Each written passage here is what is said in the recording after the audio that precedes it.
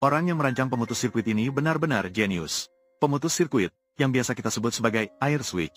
Istilah profesionalnya adalah circuit breaker. Ini adalah sejenis saklar yang otomatis memutuskan aliran jika arus dalam sirkuit melebihi arus nominal. Saklar ini akan memutuskan secara otomatis. Ada dua fenomena ketika arus melebihi batas nominal. Jenis pertama adalah hubung singkat.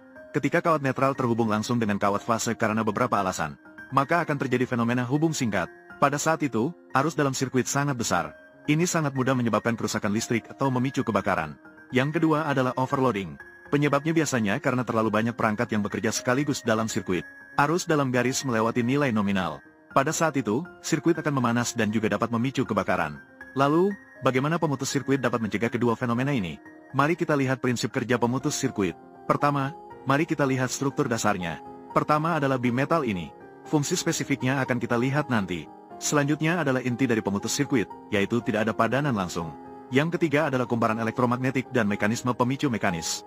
Yang keempat adalah struktur penghubung. Di dalam pemutus sirkuit, bimetal terhubung dengan fase aktif. Arus datang ke kumparan elektromagnetik, kemudian melewati bimetal, akhirnya keluar melalui struktur penghubung. Selain itu, terhubung dengan mekanisme pemicu mekanis. Juga ada yang disebut tuas kontak bergerak.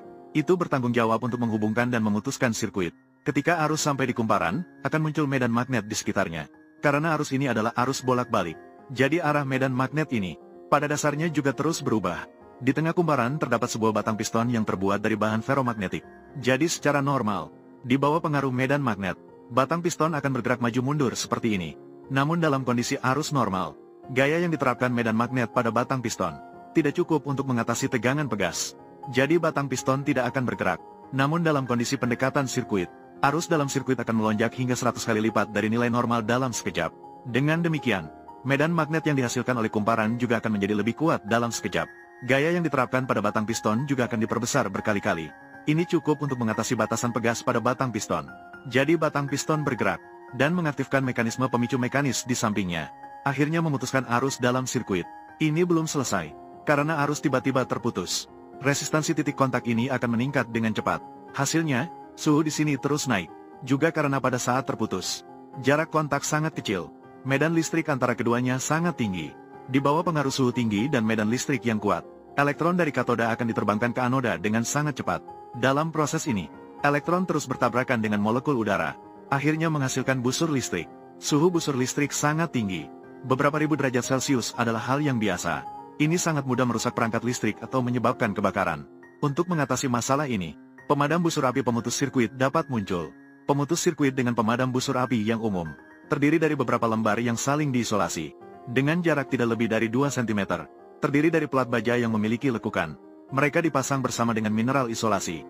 Di belakangnya masih ada banyak lubang ventilasi. Metode pemadam busur api dengan bimetal sesungguhnya sangat kompleks. Mari kita jelaskan secara singkat.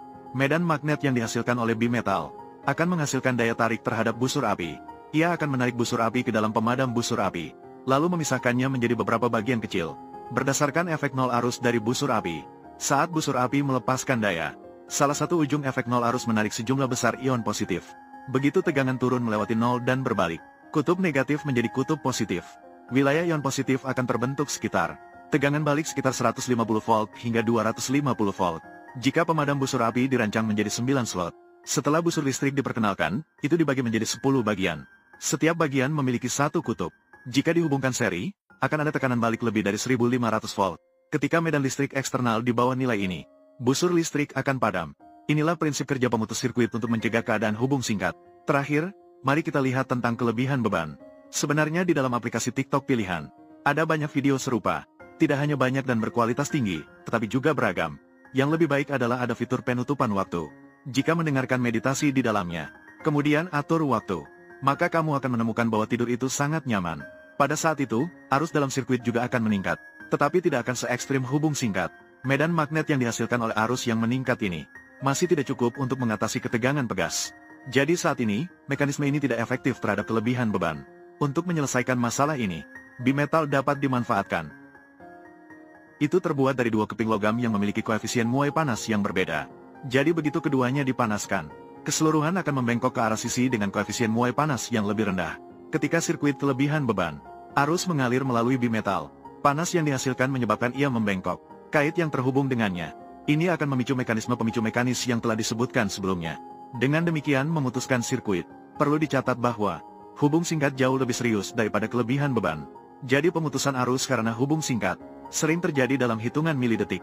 Sedangkan untuk kelebihan beban, biasanya membutuhkan beberapa detik untuk memicu mekanisme pemutusan arus.